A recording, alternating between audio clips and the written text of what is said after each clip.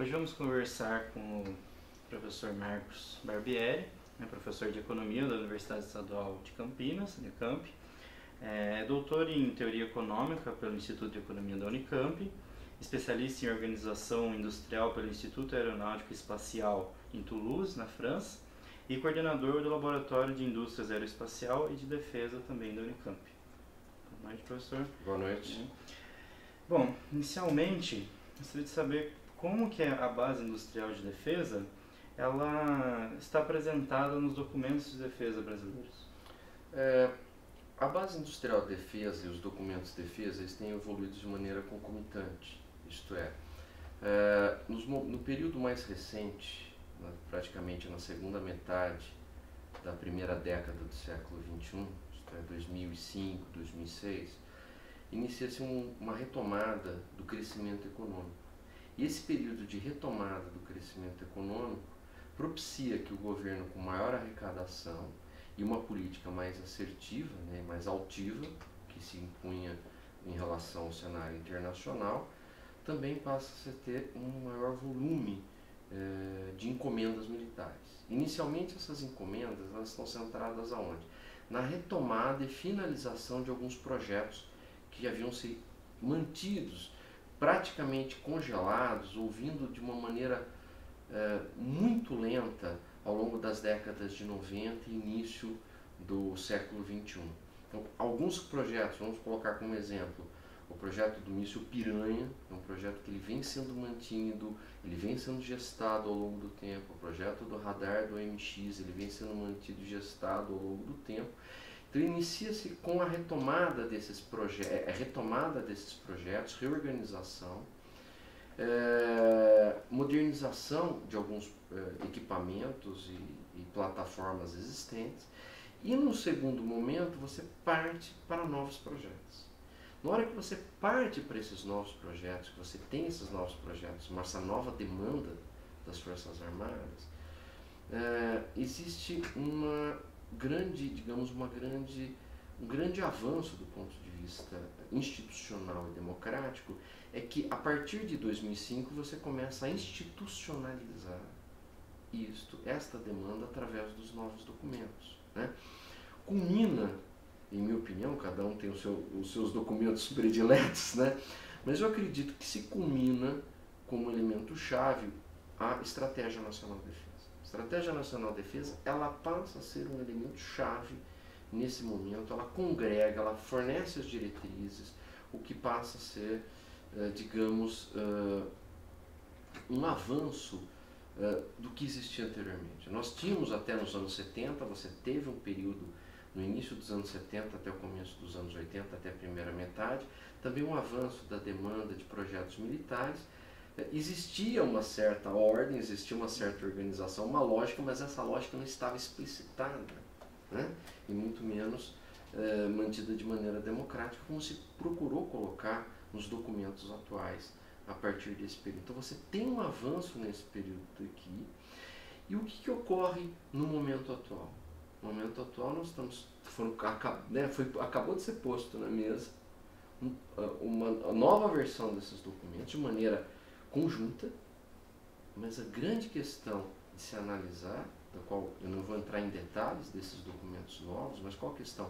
O momento que nós estamos vivendo é exatamente o oposto do momento colocado dentro dos primeiros documentos, que foi um momento de expansão, de democratização, de crescimento e de inserção ativa do Brasil no mundo. Exatamente o oposto do que nós estamos vivendo agora.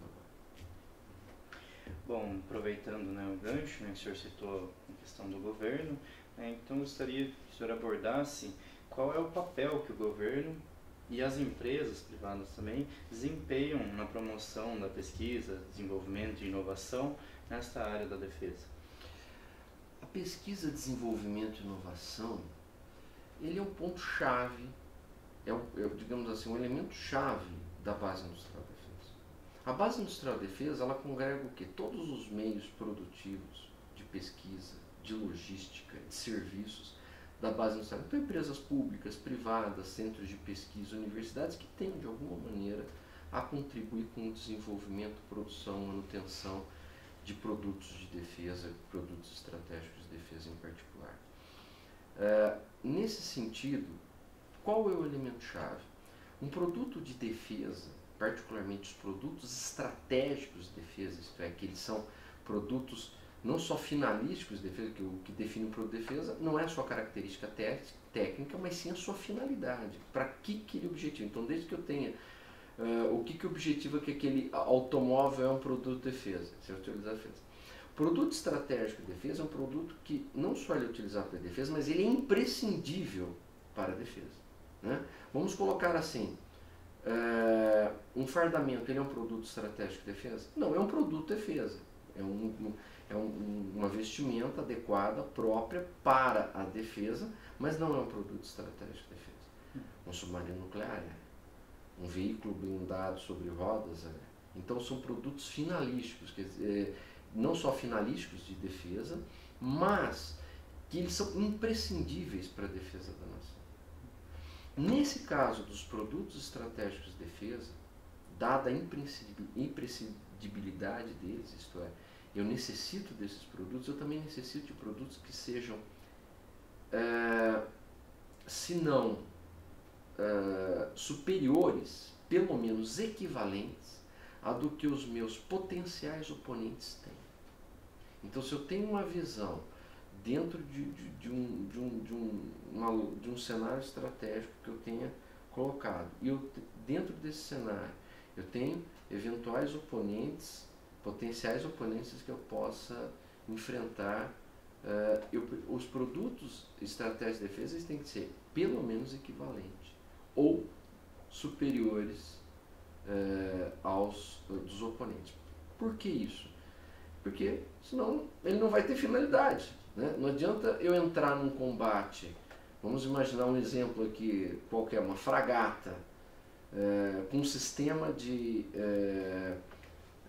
o sistema eletrônico dela, de radar de guerra eletrônica, uma outra fragata que tenha uma geração ou duas gerações à frente tecnologicamente, ela apaga literalmente os sistemas da fragata mais antiga. Então não é uma questão técnica, mecânica. Então, ainda mais com a questão tecnológica, com o avanço da tecnologia da informação e da comunicação, essa questão do avanço tecnológico é fundamental. Nesse sentido, o governo, empresas e centros de pesquisa / universidades é fundamental a inter-relação.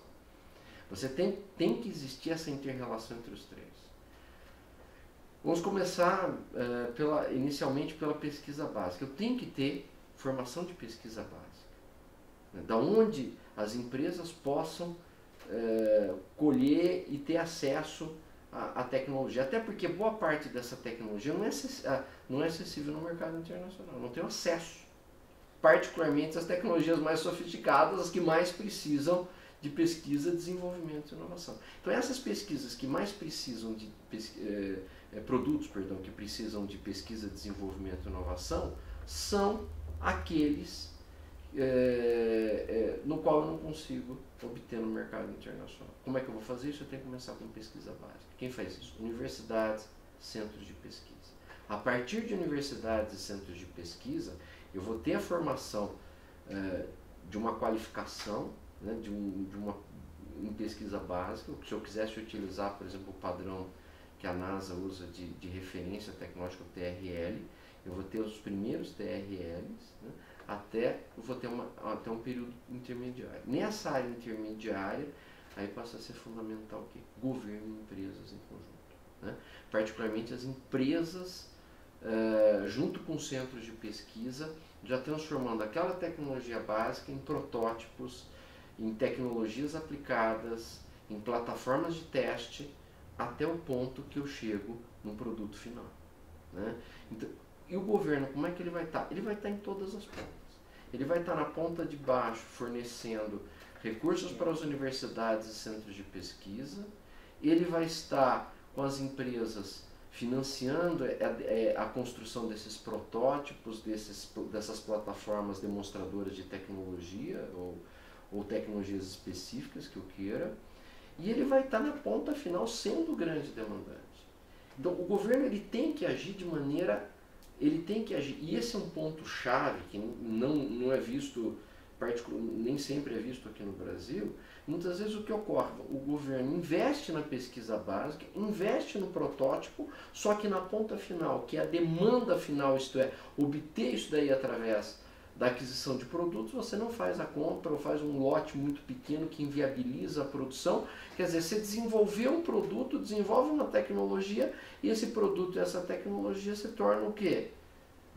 Não se tornam viáveis economicamente. Eles até se tornam viáveis tecnicamente, mas não viáveis economicamente.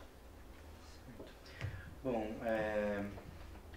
como, né, existe essa ação de produção, tem que ter um mercado, né, que absorva essa produção. Então, em que medida o desenvolvimento dessa base industrial de defesa ela impacta sobre a inserção internacional do país? Isso é muito importante.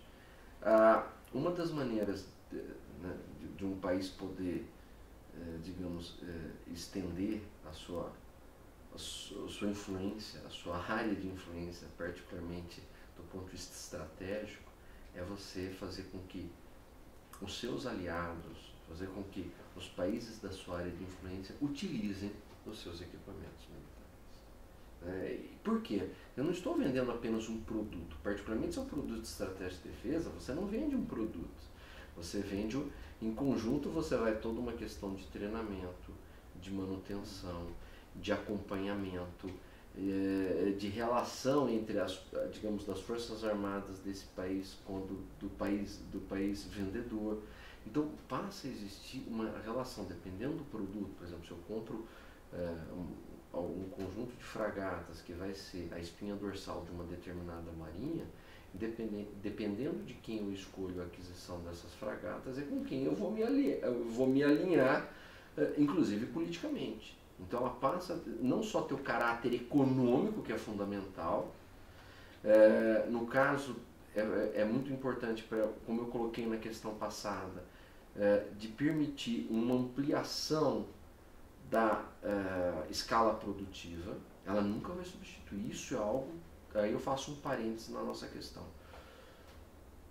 Cuidado colocar exportação como salvação de base industrial, da base industrial de defesa brasileira. Nenhum país utiliza a base industrial de defesa com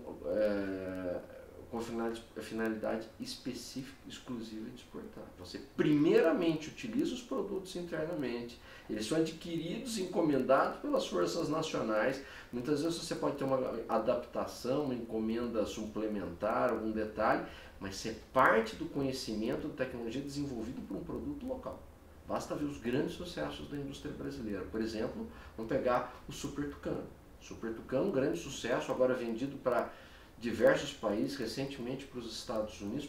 Mas onde começou o Super Tucano? Ele começou com um produto demandado pela Força Aérea Brasileira, com uma função específica para a Força Aérea Brasileira.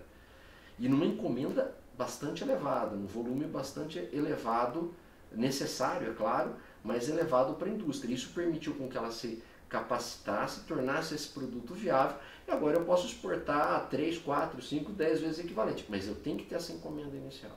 Caso não tenha, praticamente eu inviabilizo as exportações. Bom, o senhor citou, né, que uma das dinâmicas, né, envolvendo a questão da base industrial de defesa é também essa questão política de envolver os seus aliados, os países que você coopera, como seu mercado preferencial, de certa forma, né, utilizar o meio político para isso também. E na leitura do senhor acha que existem potencialidades de aprofundamento de cooperação do Brasil com os países do entorno estratégico? E, na sua análise, quais seriam os mais relevantes? A possibilidade existe, porque todos os países, independente da dimensão, de alguma maneira estão utilizando e adquirindo produtos de defesa, produtos estratégicos de defesa. Existe, enquanto possibilidade, do ponto de vista real, de fato, tem se visto muito pouco nessa área. Tem se visto muito pouco o nível de cooperação do Brasil vis-à-vis os países do entorno estratégico tem sido pequeno. Poderia ser um nível maior. Alguma coisa, por exemplo, na África, com a África do Sul, Namíbia na área naval, África do Sul particularmente em mísseis. E aqui na América do Sul, alguns projetos que não avançaram, que caducaram, por exemplo, o treinador básico na SUR-1, projetos de veículos, plataformas terrestres leves, também não se aprofundou. Tem um produto que avançou, na minha opinião, ser um pouco fora disso daqui, que foi o KC-390. O KC-390 tem uma participação significativa da Argentina, do Chile e uma cooperação também da Colômbia, em algum grau, ainda que não muito relevante, mas já é um início, um produto que eu acho que ele sai fora da sequência, digamos, de fracassos que se apresentaram. Mas o volume que isso pode ser colocado é muito, quer dizer, um produto, um avião, claro, é importante, mas a demanda que se pode colocar pode ser muito maior.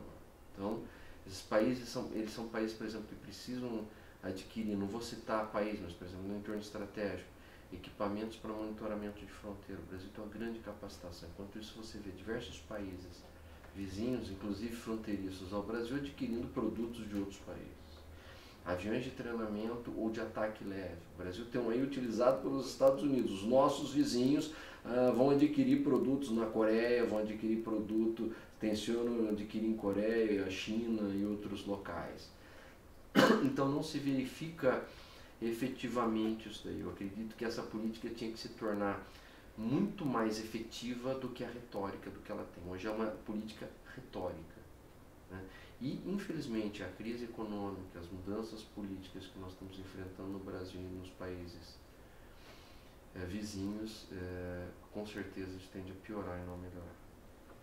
O senhor já havia citado, né, esse contexto que é diferente, né, do contexto onde os primeiros documentos tinham sido propostos, né, e agora, né, a gente vive essa conjuntura, né, diferente. Então, nesse panorama, como o senhor vê as principais oportunidades e desafios para a área da indústria de defesa no Brasil?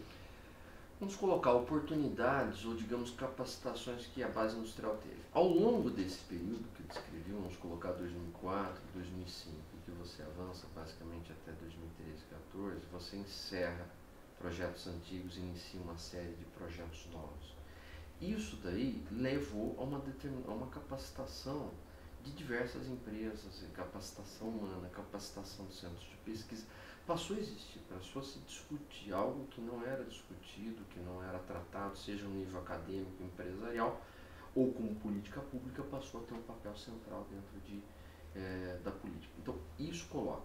Qual o grande desafio? O desafio é que nós estamos estamos num período recessivo, uma grande recessão. Tivemos 2 anos de recessão extremamente graves, os 2 anos que nós passamos. Uma economia onde nós estamos desmontando parte da nossa estrutura produtiva. Parte da estrutura produtiva brasileira está sendo perdida dentro dessa crise econômica, política que está sendo colocada, né? Muitas empresas estratégicas, por questões legais, em vez de se preservar e buscar preservar empresas, não estratégicas de defesa, mas empresas estratégicas para a nação, que atuam em várias áreas, inclusive em defesa, que deveriam ser preservadas fundamentalmente. Ninguém joga fora uma empresa assim. A Alemanha não jogou fora a Volkswagen porque tinha corrupção, e assim por diante em outro país. Se fosse isso daí, provavelmente em um país avançado do mundo teria alguma grande empresa, né? Por quê? De algum momento a relação entre público-privada é uma relação complexa. Desde que se verifique, tem que ser transparente, tem que ser ética, é fundamental. Mas no momento que se verifica que essa relação público-privada existe algum problema, seja do lado público-privado, sempre é dos dois lados, né? Sempre tem a cara e a coroa da mesma moeda, isso deve ser punido. Deve ser, nem que seja que no limite você leve as empresas a mudarem de propriedade. Você faz com que os donos dela, os proprietários, percam a empresa, mas você não perde a empresa. Eles vão perder a empresa, eles vão ser punidos pelos diretores, dirigentes, proprietários da empresa terem elegido de maneira correta. Não as empresas, né? As empresas são muito importantes no Brasil para estarem na mão só dos empresários. Essas empresas elas representam uma questão social, uma questão produtiva, uma questão tecnológica, uma questão estratégica que tem que ser preservada no momento de crise. E é exatamente o que nós não estamos vendo. Então, setores e setores estratégicos, algumas empresas, inclusive, diretamente ligadas ao setor de defesa, estão tendo problemas. Então, deve ser preservada a estrutura produtiva, deve ser preservado isso daí. Então essas são, na verdade, a questão de recursos, a recessão, você não tem recurso, o corte de recursos, e de outro lado, que é a demanda, e do outro lado a oferta, você não preservar estruturas produtivas. Tá certo. Muito obrigado pela colaboração, é um prazer ter o senhor aqui. Eu que agradeço da atenção, muito obrigado.